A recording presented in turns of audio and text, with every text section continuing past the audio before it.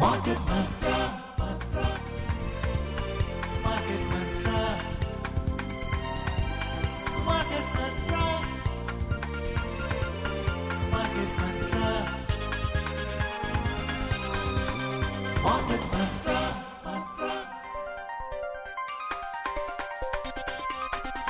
Market Mantra. Good evening, listeners, and a very warm welcome to today's edition of Market Mantra, the program in which we give you a complete update on the economic news of the day. And today, of course, being Sunday, we look forward to taking calls from our listeners on any queries that you may have on mutual fund and related matters. Listeners, you can connect with us on 2331 4444, 2342 1050 and 2331 0464, and of course do prefix the code 011. Along with my co-anchor Subodh Mishra, I am Sarabjit Kaur. नमस्कार श्रोताओं, कारोबारी खबरों के साथ market मंत्र हाजिर है। आज रविवार है और हर रविवार की तरह आज भी हम म्यूचुअल फंड से जुड़े आपके सवालों के जवाब देंगे। सवाल पूछने के लिए आप इन नंबरों पर फ़ोन कर सकते हैं 2331-4444, 2342-1050 और 2331-0464। दिल्ली से बाहर के श्रोता और मोबाइल से फ़ोन करने वाले श्रोता इससे पहले STD कोड 011 डायल करें। आज की खबरों पर चर्चा करने और श्रोताओं के सवालों के जवाब देने के लिए हमारे साथ स्टूडियो में हैं mutual funds expert Ashutosh Gupta. Ashutosh, market मंत्र में आपका स्वागत है। जी, बहुत धन्यवाद। पहले हेडलाइंस के साथ Sarabjit Kaur. Yes, Subodh, right away. Domestic markets to focus on macro data, global tariffs development and foreign fund inflows for Qs next week. Prime Minister Narendra Modi highlights transformative role played by women in the journey towards a developed India. And foreign investors pull out nearly 9,000 crore rupees from the Indian equity markets in the first week of June. अगले सप्ताह देश के बाजारों का focus रहेगा आर्थिक आंकड़ों, आयात शुल्क से जुड़ी खबरों और विदेशी निवेश पर। प्रधानमंत्री नरेंद्र मोदी ने विकसित भारत की ओर यात्रा में महिलाओं की परिवर्तनकारी भूमिका का विशेष उल्लेख किया और विदेशी निवेशकों ने जून के पहले सप्ताह में भारत के शेयर बाजारों से लगभग 9,000 करोड़ रुपए निकाले।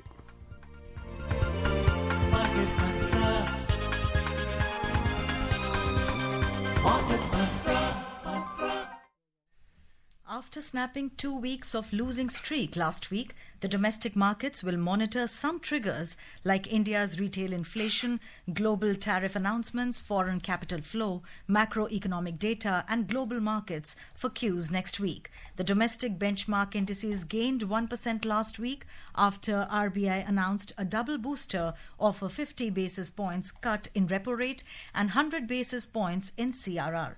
Next week, markets will focus on key macroeconomic data like consumer price index, CPI inflation data, and the index of industrial production, IIP.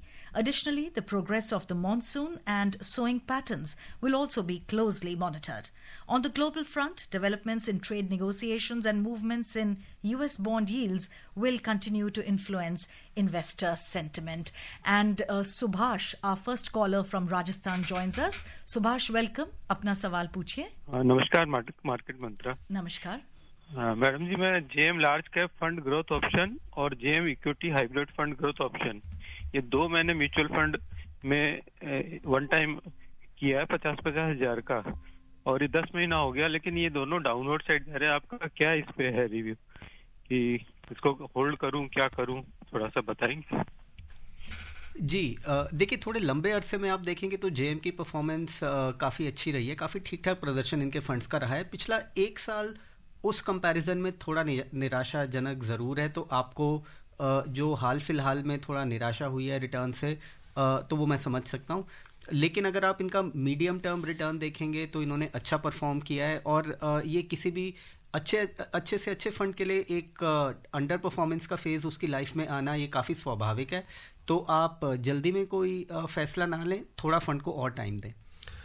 अगले कॉलर हैं महाराष्ट्र से अनंत। अनंत, स्वागत है आपका, सवाल पूछें। Good evening sir. Good evening. मैं सवाल ये पूछना चाहता हूँ कि मैं म्यूचुअल फंड में इन्वेस्ट किया हूँ मैंने, अभी तक मेरा 20 लाख का पोर्टफोलियो है। मेरा बेटा 21 साल का है, अभी उसने कंपनी ज्वाइन की, वो IT इंजीनियर है।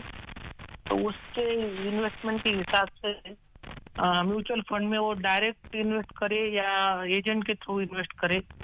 और दूसरी बात कि वो लार्ज कैप के एसआईपी ले या मिड और स्मॉल कैप के एसआईपी ले, इसके बारे में मैं जानना चाहता हूँ। जी, आपका पहला सवाल डायरेक्ट में इन्वेस्ट करें या एजेंट के थ्रू करें। देखिए, जैसा आपने बताया कि आप म्यूचुअल फंड में ऑलरेडी निवेशित हैं, आपका एक अच्छा खासा पोर्टफोलियो है, आपको एक्सपीरियंस है, जानकारी है, तो मैं नहीं समझता कोई रीज़न है जिसके लिए आपको डायरेक्ट में ना जाएं। डायरेक्ट में आपको क्लियर एडवांटेज है, खर्चा कम होता है, तो रिटर्न रेगुलर प्लान ऑप्शन के बदले ज़्यादा होता है। तो अगर आप कॉन्फिडेंट हैं, आप खुद से इन्वेस्ट करने का कॉन्फिडेंस रखते हैं, जानकारी है आपको, किसी भी ऑनलाइन प्लेटफॉर्म के थ्रू आप इन्वेस्ट करने में सक्षम हैं, तो ज़रूर डायरेक्ट से ही शुरुआत करिए। एजेंट के थ्रू आप तब जा सकते हैं जब आपको जानकारी का अभाव है। जी, इन्होंने बताया कि बेटा आईटी इंजीनियर है। हाँ, तो देखिए, ऑल द मोर रीज़न, बेटा आपका आईटी इंजीनियर है तो डिजिटल इकोसिस्टम से इंटरैक्ट करने में वो काफ़ी सक्षम होंगे ज़रूर। तो आप मेरी राय में डायरेक्ट से ही शुरुआत करिए। जहाँ तक आपने पूछा कि लार्ज कैप से शुरू करें या मिड कैप, स्मॉल कैप, देखिए मेरे हिसाब से आप फ्लेक्सी कैप या मल्टी कैप, कोई भी दो अच्छी फंड कंपनी के फ्लेक्सी कैप या मल्टी कैप फंड से शुरुआत करें। उसमें आपको एक मिक्स्ड पोर्टफोलियो मिलता है, कुछ लार्ज कैप, कुछ मिड कैप और कुछ स्मॉल कैप एलोकेशन आपको बिल्ट इन मिलता है। वैसे भी जैसा आपने बताया कि ये काफ़ी यंग एज में आपका बेटा शुरुआत कर रहा है और ये बहुत अच्छा है। मैं आपको मुबारकबाद देना चाहूँगा कि आप एक शुरुआती एज के साथ ही ये निवेश शुरू करा रहे हैं। लॉन्ग टर्म में उनको उसका काफ़ी भारी लाभ मिलने की उम्मीद है। तो आप फ्लेक्सी कैप या मल्टी कैप फंड का चुनाव करें। जी, moving on to our next listener, Yogesh ji Delhi से जुड़ चुके हैं हमारे साथ। योगेश जी, अपना सवाल पूछिए। नमस्कार आप सभी को और आशुतोष जी को नमस्कार। ये एक बहुत बड़ी अपॉर्चुनिटी होती है एक रिटेल निवेशक के लिए कि जो आपसे सीधे सवाल पूछ पाते हैं सर। मेरे सर ये सवाल है कि हमने हाल ही में अपना पोर्टफोलियो थोड़ा कंसोलिडेट करा है, तो उसमें जो भी हमारा लिक्विड फंड का एलोकेशन था, जो इमरजेंसी फंड था, उसको भी हमने एक ही फंड में कर दिया है, ICICI short term debt fund में ही ज्यादातर अपना फिक्स इनकम एलोकेशन डाल दिया है। तो क्या लिक्विड फंड को भी उसी में फिलहाल के लिए रखा जा सकता है, ICICI short term debt fund में? दूसरा जी, तो आप देखिए, आईसीआईसीआई प्रू का शॉर्ट टर्म फंड एक अच्छा फंड है अपनी कैटेगरी का, शॉर्ट ड्यूरेशन, और शॉर्ट ड्यूरेशन कैटेगरी अपने आप में बहुत ज़्यादा रिस्क टेकिंग कैटेगरी नहीं है। काफ़ी नपातुला रिस्क इसमें होता है। 1 से 3 साल तक की अवधि के बॉन्ड्स में ही ये फंड्स अधिकतर अपना पोर्टफोलियो निवेश करते हैं। ये निर्धारित है सेबी के रूल्स के हिसाब से। तो फंड मैनेजर के पास बहुत ज़्यादा फ्लेक्सिबिलिटी नहीं होती पोर्टफोलियो की ओवरऑल ड्यूरेशन को कहीं और टिल्ट करने की। तो generally speaking short duration funds को माना जाता है कि reasonably safe, high quality portfolio रखने वाले फंड्स होते हैं। जो डेट फंड वैसे ही बहुत ज़्यादा वॉलेटाइल नहीं होते, उनमें भी शॉर्ट ड्यूरेशन फंड्स कम ही वॉलेटाइल होते हैं। तो लिक्विड फंड से थोड़ा एक्स्ट्रा रिस्क होता है, लेकिन उसमें थोड़ा ज़्यादा रिटर्न की भी संभावनाएं इन फंड्स में होती हैं। तो मेरे लिहाज से अगर आप short term fund ICICI Pru में भी अपना अगर डेट एलोकेशन रखते हैं तो उसमें कोई बुराई नहीं है। जी, दिल्ली से धीरज हमारे साथ है। धीरज, स्वागत है आपका, सवाल पूछें।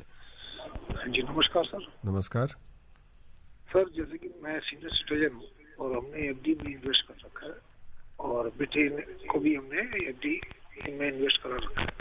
क्या हम म्यूचुअल फंड में सरल तरीके से इसको इन्वेस्ट कराना चाहें तो क्या तरीका सही रहेगा? और अगर हम एक साथ हमें, क्योंकि हम न्यू कस्टमर माने जाएंगे, तो अगर हम 5 कंपनियों में अगर हम जाते हैं तो हम कितना रुपए महीना, हम मान के चलें कि हमें इसको 500 रुपये महीना हर कंपनी में हमें डालने पड़ेंगे और लंबे टाइम के लिए मान के चलिए 5 साल तक हम अगर डालते हैं तो 500 रुपये महीने से स्टार्ट हो जाएगा कि कैसे स्टार्ट होगा, कहाँ से इसकी अधिक से अधिक जानकारी मिल पाएगी? जी, देखिए, पहला सवाल आपका कि आप शुरुआत कैसे करें। देखिए, आप शुरुआती निवेशक हैं। मैं आपकी बात से जो जान पा रहा हूँ कि शायद आपको बहुत ज़्यादा जानकारी नहीं है अभी म्यूचुअल फंड्स की, किस तरह निवेश करें, क्या होते हैं, कैसे काम करते हैं। तो आप अपने बैंक की शाखा के थ्रू भी इन्वेस्ट कर सकते हैं। देखिए, जैसे अभी एक पिछले श्रोता से हम बात कर रहे थे कि अगर आप डिजिटली इन्वेस्ट करने में सक्षम हैं, आप ऑनलाइन चीज़ों को समझकर एक do it your self investor की तरह अगर इन्वेस्ट कर सकते हैं तो बहुत सारे प्लेटफॉर्म्स आज की डेट में उपलब्ध हैं। म्यूचुअल फंड कंपनीज की वेबसाइट से भी आप डायरेक्टली निवेश कर सकते हैं। लेकिन अगर वो शुरुआत में करना आपके लिए थोड़ा अनकंफर्टेबल है जानकारी के अभाव में, तो आप किसी एजेंट के थ्रू किसी म्यूचुअल फंड एजेंट के थ्रू इन्वेस्ट कर सकते हैं। अगर आप अपने बैंक के थ्रू इन्वेस्ट करते हैं तो ध्यान रखिए कि आप म्यूचुअल फंड कहकर आपको यूलिप ना दे दी जाए, तो आप किसी एजेंट के थ्रू शुरुआत करिए। और शुरुआती अमाउंट आपने बिल्कुल ठीक कहा, आप छोटे अमाउंट से निवेश अपना शुरू करिए, जिससे आपको जानकारी से बढ़ेगी, कॉन्फिडेंस बढ़ेगा, और उसके बाद आप ज़्यादा अमाउंट पे इन्वेस्ट करिए। आजकल काफ़ी फंड हैं जो 100 रुपये मासिक SIP भी एक्सेप्ट करते हैं, तो आप 100 रुपये से भी शुरुआत कर सकते हैं। 500 रुपये से तो अधिकतर फंड्स में शुरुआत कर सकते हैं। तो आप ज़रूर 4 से 5 फंड में 500 रुपये का अगर आप निवेश से शुरुआत करना चाहते हैं, आप वो करिए, और 6-8 महीने आप इसको एक्सपीरियंस करिए। बीच में कभी एक छोटा सा रिडम्पशन भी सेल करके भी देखिए कि किस तरह आप सेल रिडम्पशन डालते हैं, 3 से 4 दिन में पैसा आपके बैंक अकाउंट में आता है। तो आप जब ये फुल सर्कल आप करके खुद से देखेंगे तो आपका कॉन्फिडेंस बढ़ेगा, विश्वास बढ़ेगा, और उसके बाद आप तैयार हो पाएंगे थोड़ा सीरियसली म्यूचुअल फंड्स में इन्वेस्ट करने के लिए। तो आशुतोष, क्या शुरुआती निवेशक को 4 से 5 फंड में निवेश करना चाहिए? देखिए, it's a matter of scale of the investment. अगर आप, क्योंकि 500-500 रुपए की SIP की अगर हम बात कर रहे हैं, तो क्या हम 5 फंड्स में जाएं?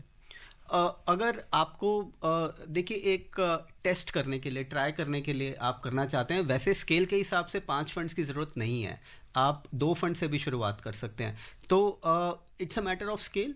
लंबे आपका ज़्यादा इन्वेस्टमेंट है तो आप 4 से 5 और 4 से 5 के ऊपर भी जाना बहुत ज़्यादा रिकमेंडेड नहीं है, क्योंकि आप ओवर डाइवर्सिफाई होते हैं। तो 4 से 5 फंड एक आइडियल रेंज आप मानिए, और स्केल के साथ आप ज़्यादा कर सकते हैं। कम स्केल है तो 1 या 2 फंड से भी आप जा सकते हैं। That's indeed a very great piece of advice. Moving on to our next caller, Amit from Mumbai. Amit जी, अपना सवाल पूछिए।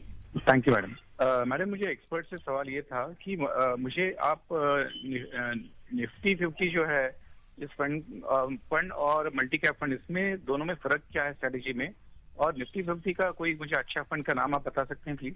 थैंक यू जी। निफ्टी 50 और मल्टी कैप में फ़र्क ये है, काफ़ी फ़र्क है। अगर आप वैसे देखें, सबसे बड़ा तो यही है कि निफ्टी 50 एक पैसिव स्ट्रैटेजी है, उसमें फंड मैनेजर का रोल बहुत कम होता है। निफ्टी 50 जैसे आप जानते हैं कि एक जाना माना भारतीय स्टॉक मार्केट का इंडेक्स है, और जो निफ्टी 50 बेस्ड फंड्स होते हैं वो बेसिकली उनमें फंड मैनेजर स्टॉक्स का चुनाव नहीं करता आपके लिए, वो सिर्फ आपके पैसे को निफ्टी 50 की इंडेक्स के जो कॉन्स्टिट्यूएंट्स हैं उन कंपनी में उसी प्रोपोर्शन में, उसी मात्रा में आपका पैसा इन्वेस्ट करते हैं निफ्टी 50 में जिस मात्रा में वो इंडेक्स में है। और जैसे जैसे इंडेक्स में स्टॉक आते हैं जाते हैं, उसी तरह आपका पोर्टफोलियो फंड का चेंज होता जाता है। तो एक पैसिव स्ट्रैटेजी है, लो कॉस्ट स्ट्रैटेजी है, और आपका पैसा सारा ही इसमें लार्ज कैप कंपनीज में, इस देश की जो 50 सबसे बड़ी लिस्टेड कंपनीज हैं उनमें आपका पैसा निवेश किया जाएगा। वहीं मल्टी कैप फंड्स जो होते हैं वो एक एक्टिवली मैनेज स्ट्रैटेजी है। उनमें कौन से स्टॉक्स पोर्टफोलियो में आएंगे या नहीं आएंगे या कितनी मात्रा में आएंगे, ये जो फंड मैनेजर्स की टीम है फंड कंपनी की, वो डिसाइड करते हैं। और एक्टिवली मैनेज होने का मतलब है कि कोई भी वो आपका जो भी उनका बेंचमार्क है पोर्टफोलियो, उससे काफ़ी डिफरेंट भी हो सकता है। दूसरा एक बड़ा फ़र्क यह है कि इन पोर्टफोलियोज में बाय मैंडेट कम से कम 25% आपका पैसा मिड कैप और स्मॉल कैप्स में ज़रूर होगा। तो लार्ज कैप स्टॉक्स का प्रोपोर्शन 50% से ज़्यादा इन फंड्स में नहीं होगा। तो ये थोड़ा सा ज़्यादा एग्रेसिव, थोड़ा सा ज़्यादा high risk high return strategy है वर्सेस निफ्टी 50। जहाँ तक फंड्स की बात है, देखिए निफ्टी 50 में फंड्स, निफ्टी 50 में इन्वेस्ट करने वाले फंड्स में बहुत ज़्यादा फ़र्क नहीं है। सारे ही फंड्स में आपको सेम पोर्टफोलियो मिलेगा, सारे ही फंड्स के रिटर्न भी बहुत क्लोजली अलाइंड हैं, बहुत ज़्यादा फ़र्क नहीं है। तो आप कोई भी फंड चुनाव कर सकते हैं। आप 2 चीज़ों को, फैक्टर्स को देखिएगा जब भी आप लिस्ट देखें, फंड का साइज़ अच्छा खासा बड़ा हो और उसका एक्सपेंस रेशो कम हो। जहाँ पे भी आपको ये 2 फैक्टर मिले, आप कोई भी निफ्टी 50 का ऐसा फंड लेकर उसमें इन्वेस्ट कर सकते हैं। जी। कोलकाता से अतनु साहा हमारे साथ है। अतनु, स्वागत है आपका, सवाल पूछें। हाँ, good evening sir, my question such a auspicious day. What about history of mutual fund and what's different with trust of financial organization? And please tell us something about open-end and closed fund. And it's different. How do you utilize it properly? Thank you. अतनु, आप अगर सुन पा रहे हैं हमारी आवाज़ तो अपना सवाल दोहरा सकते हैं, क्योंकि कुछ डिस्टर्बेंस की वजह से हम आपका सवाल नहीं समझ पाए। अतनु, आप सुन पा रहे हैं?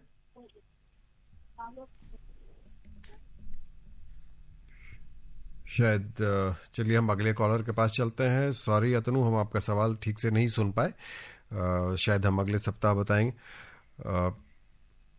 अगले कॉलर हमारे कर्नाटका से हैं, कुमार नायक। स्वागत है आपका, सवाल पूछें। Sir good evening sir, this is Kumar Nayak from Karnataka ji. So मुझे डिटेल में थोड़ा इन्फॉर्मेशन चाहिए रिगार्डिंग सिस्टमेटिक इन्वेस्टमेंट प्लान के बारे में, और स्मॉल कैप और मिड कैप और लार्ज कैप में किस कैप में हम इन्वेस्टमेंट करेंगे तो बेहतर होगा, इसके बारे में थोड़ा इन्फॉर्मेशन चाहिए सर।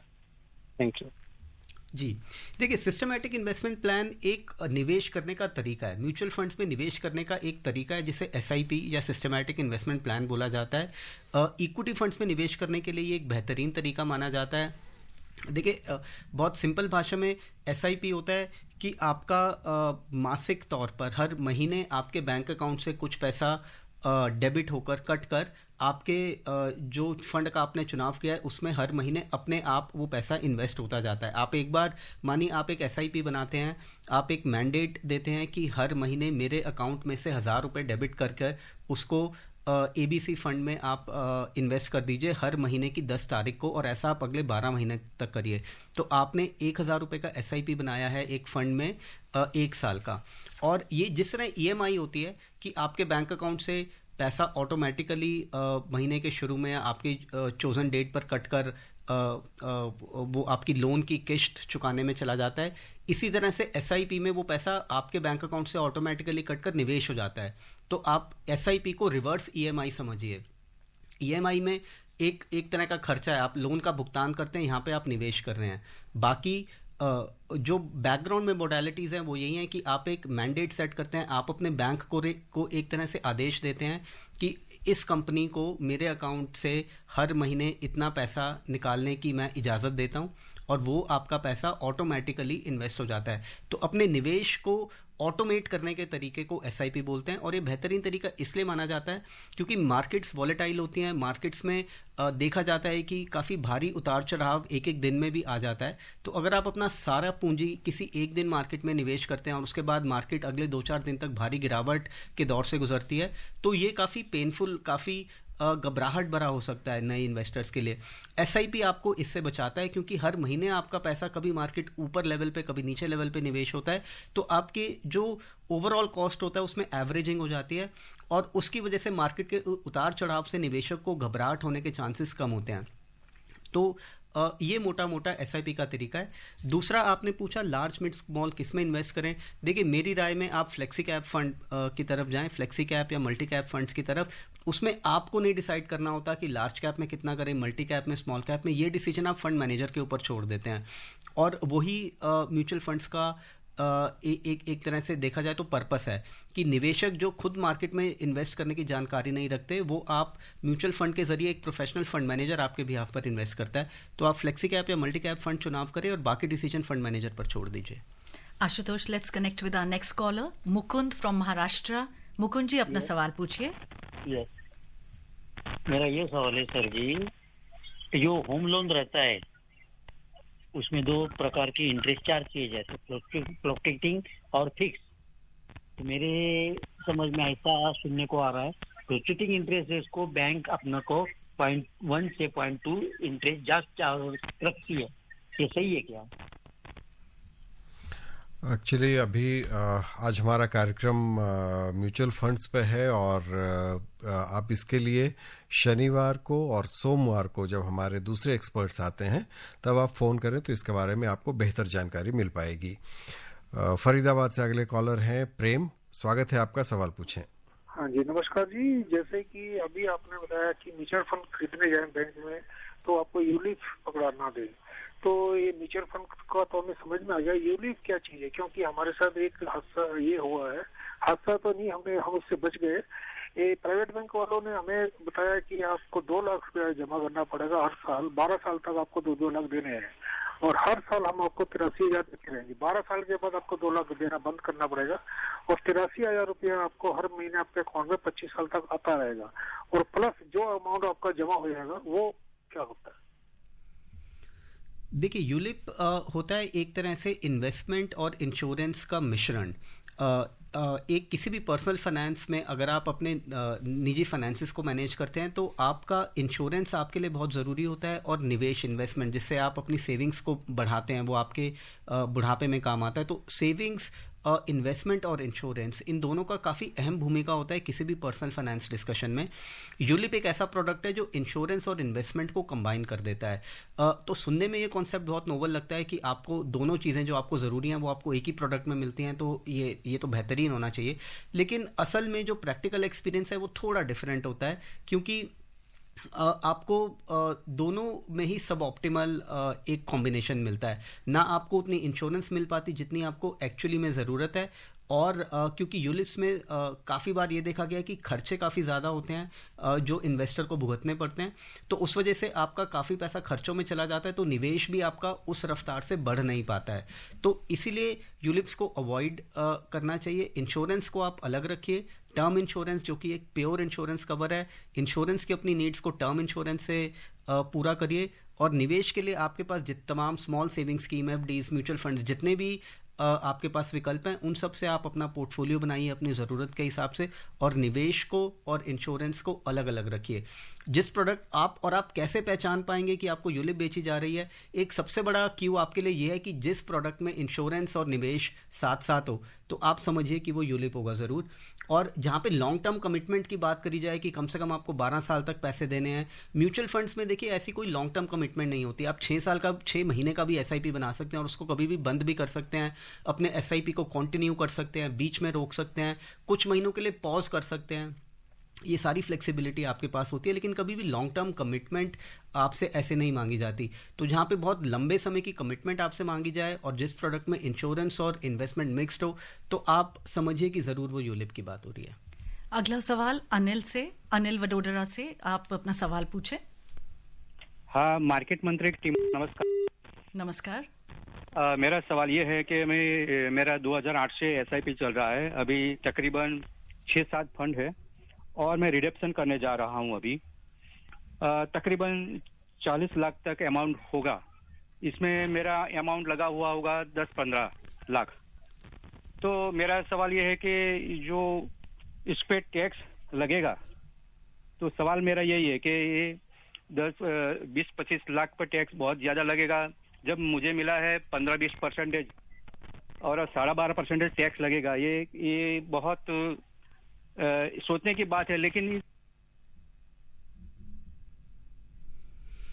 जी, तो शायद आपकी आवाज़ बीच में कट गई, शायद लाइन कट गई, लेकिन जहाँ तक मैं आपका सवाल समझ पाया, आप टैक्स के बारे में जानकारी चाहते हैं। तो देखिए, इस निवेश पर आपने बताया 2008 से आपने शुरू किया था, 2018 तक आपका गेन ग्रैंडफादर्ड है, क्योंकि 2018 तक इक्विटी में इंडिया में capital gain tax, long term capital gain tax नहीं होते थे।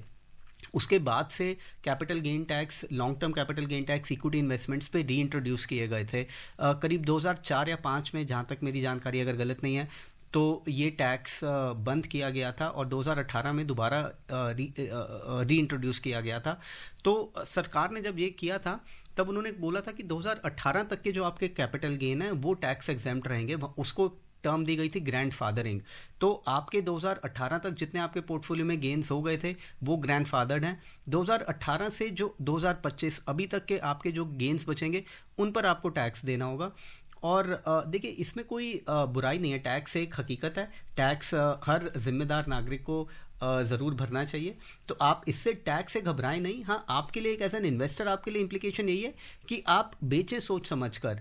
अगर आप नीडलेसली अपने पोर्टफोलियो को चर्न करते हैं, उसमें बहुत ज़्यादा खरीद बेच करते हैं, तो अननेसेसरीली आप अपने आप को टैक्स बर्डन से सैडल करते हैं, जो कि अवॉइडेबल है। लेकिन अगर आपको पैसे की ज़रूरत है तो आप बेझिझक आगे होके जाइए। और जो यूटिलिटीज़ हैं, कैम्स की वेबसाइट है, वहाँ पे अगर आप अपना आप कैपिटल गेन टैक्स रिपोर्ट वहाँ से डाउनलोड करके देख भी पाएंगे कि आपका कितना कैपिटल गेन बनेगा, कितना आपका ग्रैंडफादर्ड है और कितने अमाउंट पर आपको कैपिटल गेन टैक्स देना पड़ेगा। तो इसका भी आपको अच्छा खासा अंदाज वहाँ से लग जाएगा। और वैसे भी एक कंफ्यूजन रहता है लोगों को कि हमने इतने सालों में टोटल गेन हमारा 16% है और 12% तो हमें टैक्स देना है या 10% टैक्स देना है।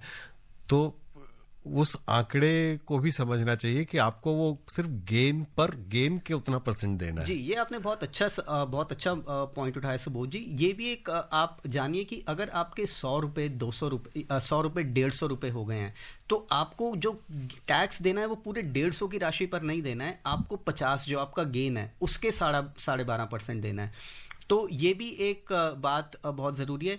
जो ये श्रोता थे, इनके अगर कॉन्टेक्स्ट में बात करूं तो इनको पूरे 40 लाख पर टैक्स नहीं देना। इन्होंने इनके 10-15 लाख इनकी पूंजी लगी है, 40 लाख इनका पोर्टफोलियो हो गया है, तो जो 25 लाख का अमाउंट है उसमें से भी 2018 तक के गेन इनके टैक्स फ्री रहेंगे। उसके बाद की जो गेन है बहुत ही अंदाजे से, और ये अंदाज़ा गलत भी हो सकता है, लेकिन शायद 12-15-16 लाख पर शायद इनको टैक्स देना पड़ सकता है, तो उसके ऊपर शायद इनका टैक्स बने। जी, बिहार से कॉलर हैं टिंकू, स्वागत है आपका, सवाल पूछें।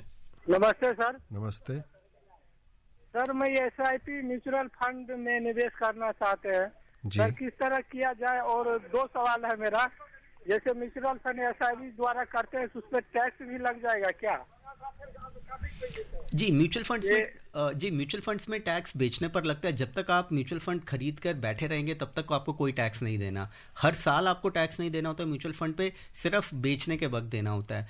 और जहाँ तक आप शुरुआत कैसे करें, ये क्वेश्चन हमने काफ़ी डील किया है आज के एपिसोड में भी। आप किसी एजेंट के थ्रू, अगर आपको जानकारी नहीं है, आप किसी एजेंट के थ्रू छोटे अमाउंट से, छोटी राशि से शुरुआत करें, और उसके बाद कोशिश करें कि आप धीरे धीरे ऑनलाइन मूव हो जाएं।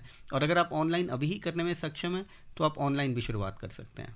मुंबई से संजय जी जुड़ चुके हैं, अपना सवाल पूछिए। जी सर, नमस्कार। नमस्कार सर, मुझे म्यूचुअल फंड में सर 4 साल से इन्वेस्ट कर रहा है। फर्स्ट टाइम सर मुझे रिडीम करना है, तो सर इसमें कितना टैक्स या कुछ कटेगा, उस बारे में बताइए प्लीज।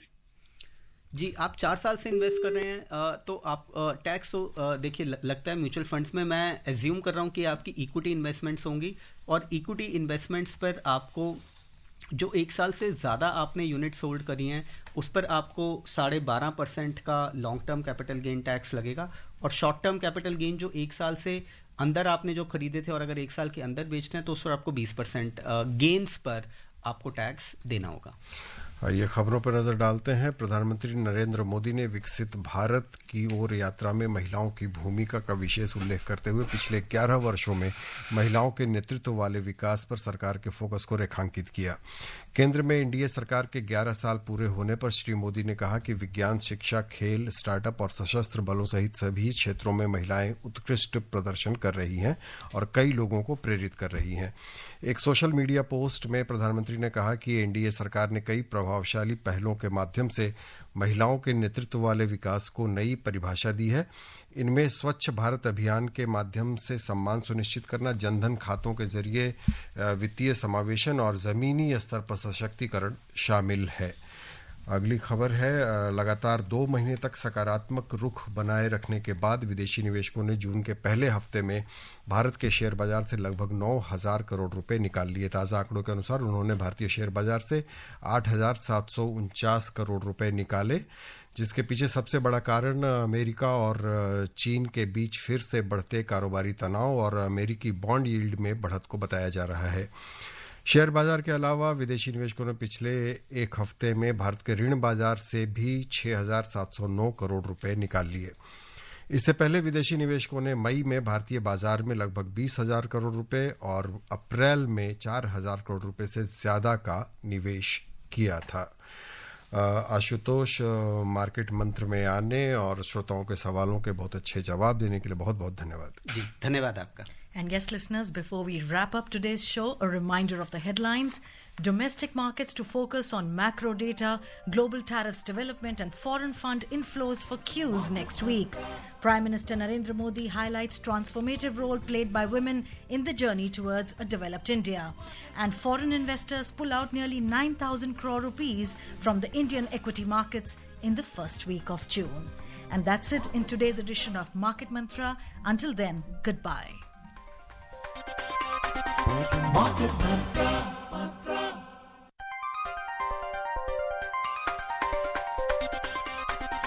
Market Mantra.